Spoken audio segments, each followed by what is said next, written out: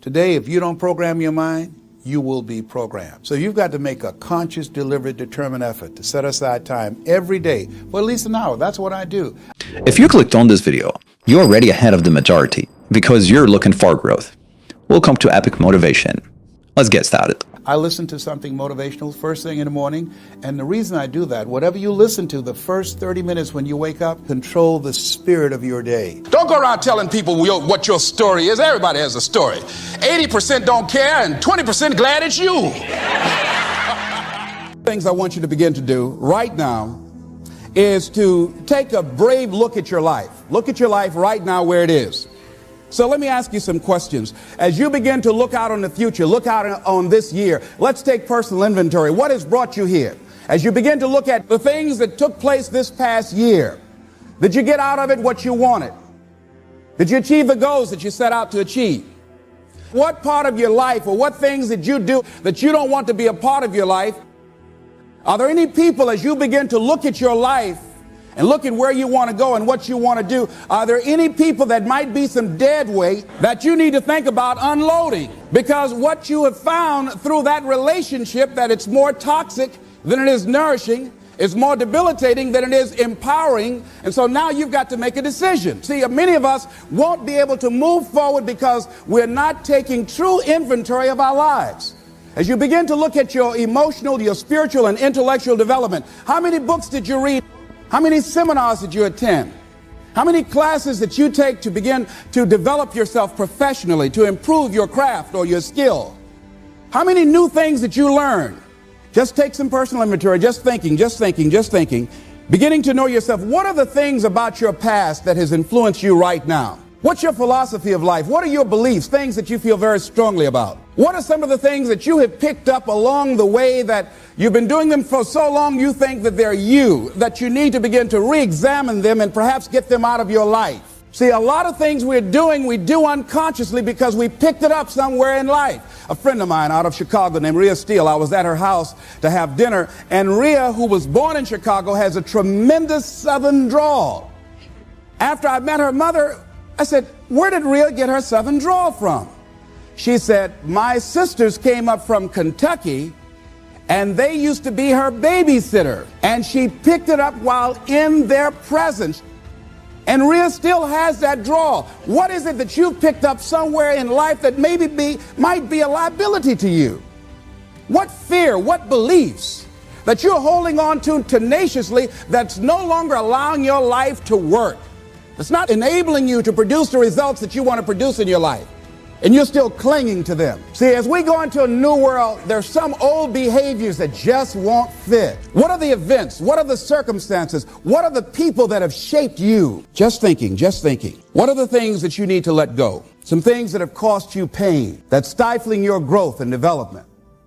What are those things? As you begin to look at your profession or your career, what is it that you need to do to begin to upgrade your skills or your knowledge, to continue for you to be competitive in the marketplace? As you begin to look at yourself and ask some of these questions, what is something that you're good at? Are you living your passion? Are you living your dream? What do you regard as your greatest personal achievement? What is the one thing that other people can do to make you most happy? Let's think about these things. What would you do if you had 1 year to live and guaranteed success in anything you decided to do?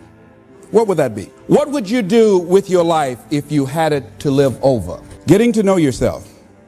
What is one value, one deep commitment from which you would never budge? What is one cause that you would like to become involved in to make a difference on the planet? I work in the Cook County Jail in Chicago. It gives my life a great deal of joy and fulfillment. Have you found something like that in your life that you could enjoy doing, working with people? I have a friend that's working with physically handicapped people. She said it's been the most rewarding experience she's ever had. She used to be a constantly depressed individual, always feeling sorry for herself. It has changed her life. She's a grateful person. She's found something that she's lost herself in.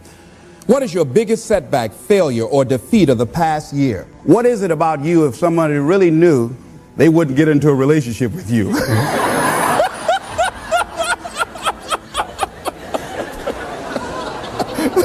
Now, don't go tell it. But once you acknowledge what that is, then start working on it and changing it. Change that. It's easy to blame the other person, but start taking ownership for where you are. Are you proud of how you have been living your life? Have you explored your natural talents, your gifts, by enthusiastically trying a variety of activities? Ladies and gentlemen, a lot of us have so much talent and abilities, we just put them back on the back burner or just left them aside someplace. Never did anything with them, never brought them out here. Used to do them extremely well in high school or college, or just had a natural gift and never did anything with it. What are you sitting on?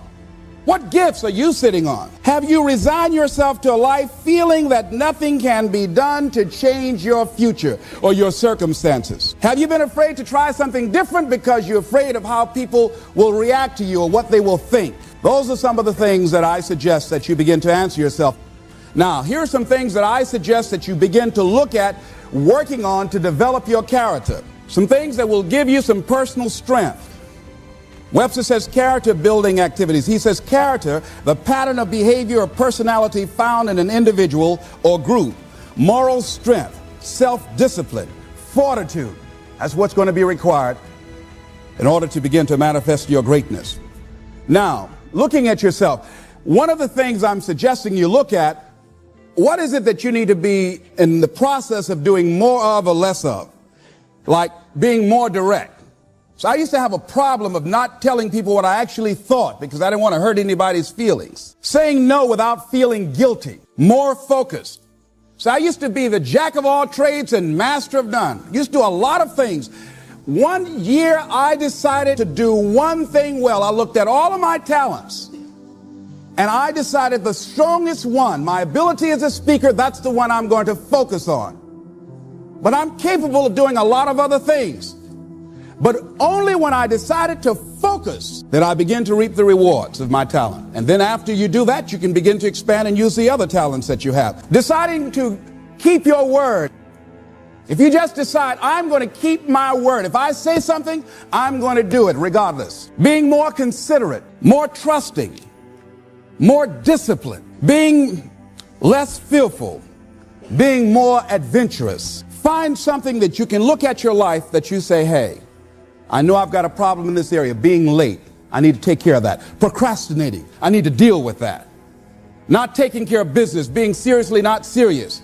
Creating an imbalance in my life where I'm spending more time looking at television or having social fun and not spending enough time working on me. See, most people, ladies and gentlemen, spend more time working on their jobs than they spend working on themselves.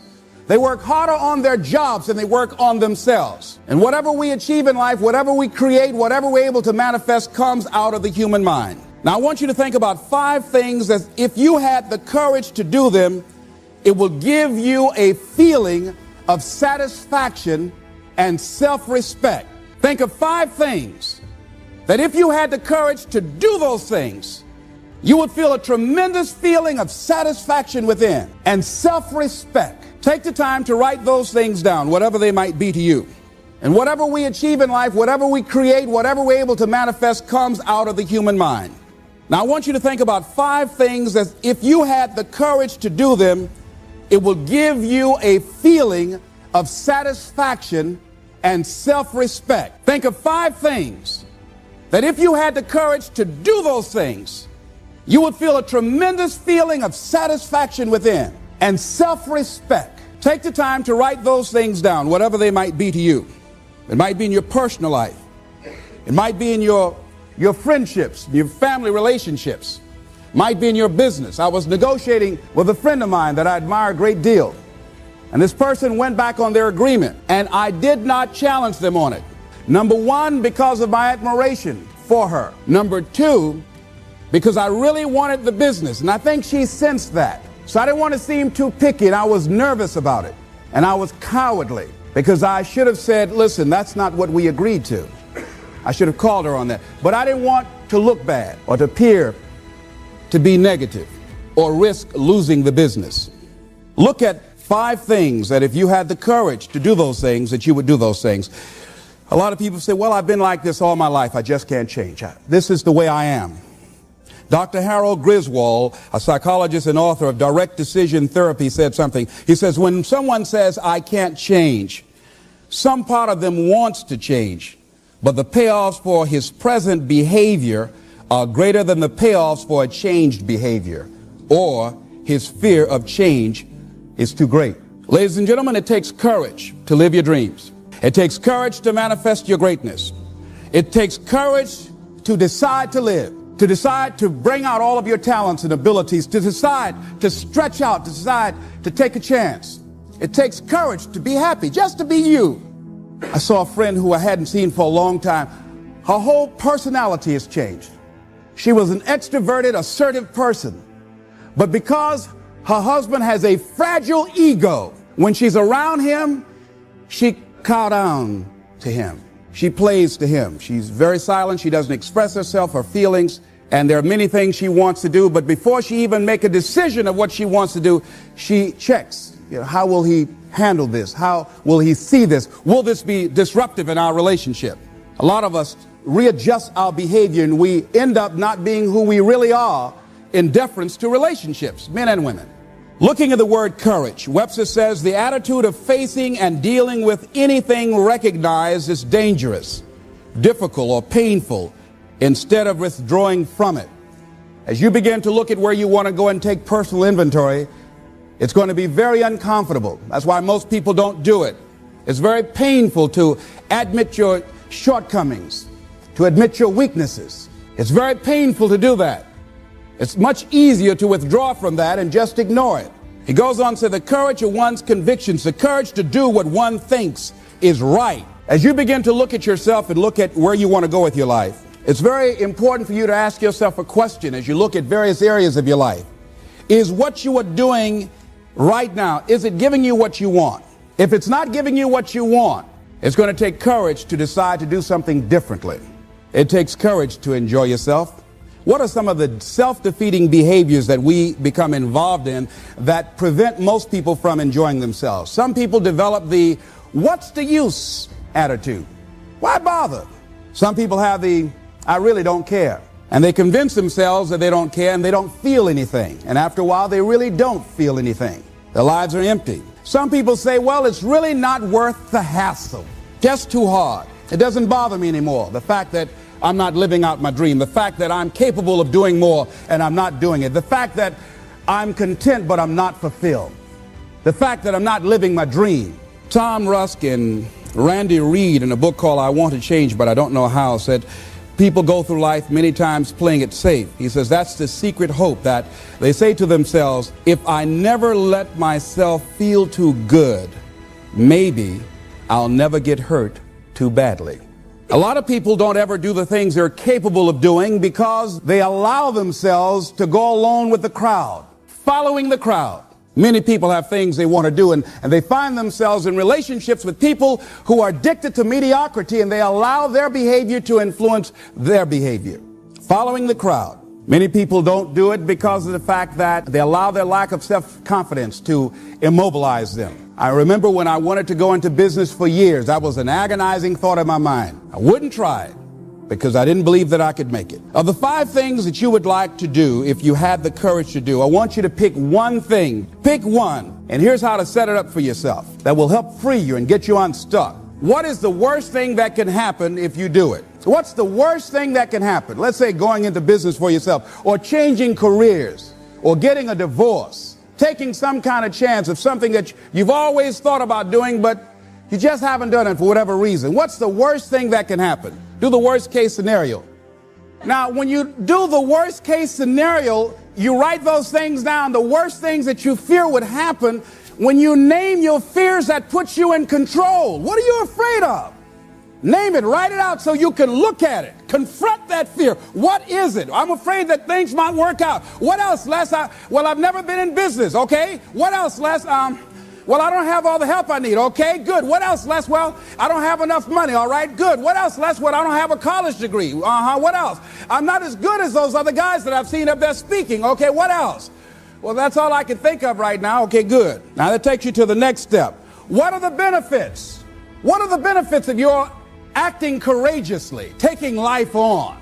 Well, part of what happened was that I felt better within myself, and I had a strong sense of self-respect. Going into business for myself, I made a lot of mistakes. Sometimes I was down on myself. I felt stupid. I felt dumb because people who were in business said, why would you do something like that? Well, I didn't know. Boy, were you really dumb. And I used to chime in with them. Yes, I guess I was. I didn't know any better.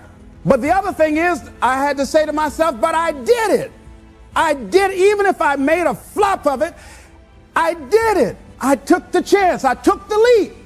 What are the benefits of your acting courageously? Whatever it is that you've identified, write the benefits down and then focus on them. Focus on the benefits, not on the liabilities, not on your fears.